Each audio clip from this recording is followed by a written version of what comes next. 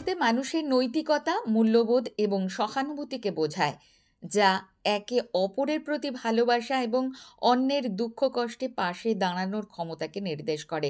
কিন্তু না, শব্দটি হলো মানবিকতা, নামেই সার্থকতা। কথার উপরে কথা সাজিয়ে তাকে যন্ত্রসুরে বেঁধে আবেগকে তুলে ধরে মানবিকতা। আজ উত্তর ২৪ পরগনার বৃহত্তর হাবড়া কলতান অনুষ্ঠান গৃহে মানবিকতার তৃতীয় বর্ষপূর্তি অনুষ্ঠান নাট্যশিল্পী তথা কর্ণধার পাপড়ি চক্রবর্তীর সুনিপুণ তত্ত্বাবধানে মহা সমারোহে সম্পন্ন হল মানবিকতার শ্রুতি নাটক সন্ধ্যায় বিজয়ার আড্ডা। উপস্থিত ছিলেন বাচিক শিল্পী ও নাট্য ব্যক্তিত্ব সতীনাথ মুখোপাধ্যায়, সুদীপ মুখোপাধ্যায় ছিলেন হাবড়া পৌরসভার পৌরপ্রধান নারায়ণচন্দ্র সাহা, হাবড়া পৌরসভার প্রাক্তন চেয়ারপারসন তপতি দত্ত, প্রাক্তন সিআইসি নন্দা চক্রবর্তী, অশোকনগর পৌরসভার উপপৌরপ্রধান তথা উত্তর ২৪ পরগনা জেলার মেন্টর ধীমান রায় সহ এক ঝাঁক গুণী নাট্যপ্রেমীবৃন্দ। সুসজ্জিত মঞ্চে গুণী সম্বর্ধনার পর অকালবোধন নৃত্যনাট্যের মধ্য দিয়ে শুরু হয় অনুষ্ঠান।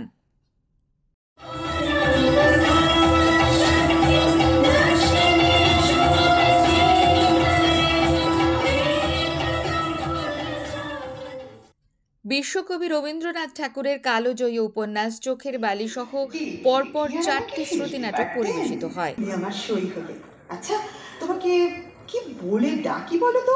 কত কিছু বলে ডাকতে পারো, গঙ্গা জল বকুল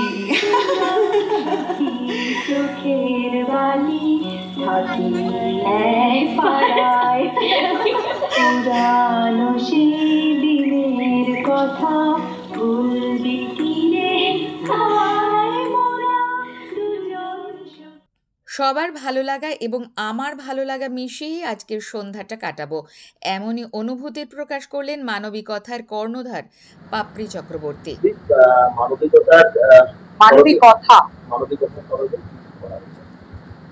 কি করার ইচ্ছা, আচ্ছা আজ হচ্ছে মানবিকতার তৃতীয় বর্ষের অনুষ্ঠান, মানে ৩ বছরে পা দিল মানবিকতা। শ্রুতি নাটক দল এটি একটি। আজকে শ্রুতি নাটকেরই উপস্থাপনা রয়েছে, 4টে শ্রুতি নাটক আমরা উপস্থাপনা করছি। তার মধ্যে একটি করছেন বন্ধু দল সারস্বত, তারাও শ্রুতি নাটক উপস্থাপনা করছেন। আর আমাদের একটি ছিল ঠিক দুপুর দুটো বলে একটি সাসপেন্স শ্রুতি নাটক ছিল, তৃণা মিত্রর লেখা। তারপরে আমরা রবীন্দ্রনাথ ঠাকুরের কালোজয়ী উপন্যাস চোখের বালি অবলম্বনে শ্রুতি নাটক চোখের বালি উপস্থাপনা করলাম।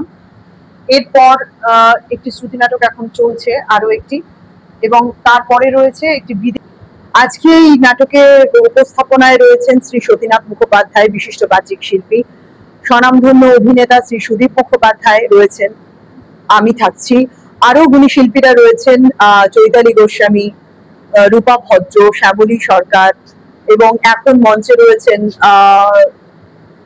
ব্রততী চক্রবর্তী, রাখি পাল চৌধুরী। না, বার্তা ঠিক দেওয়া নয়, হাবড়াবাসীকে ধন্যবাদ যে তারা সকলে একটা সন্ধ্যা আমাকে দিয়েছেন। তারা খুব ধৈর্যের সঙ্গে বসে নাটকগুলি শুনছেন এবং তাদের মতামত প্রকাশ করছেন, এটা আমার খুব ভালো লাগার জায়গা, আমি কৃতজ্ঞ। আর বার্তা কিছু দেবার নেই, সবার ভালো লাগাটাকে আর আমার ভালো লাগাটাকে মিশিয়ে আজকে সন্ধ্যাটা কাটাবো, এটাই আমাদের উদ্দেশ্য।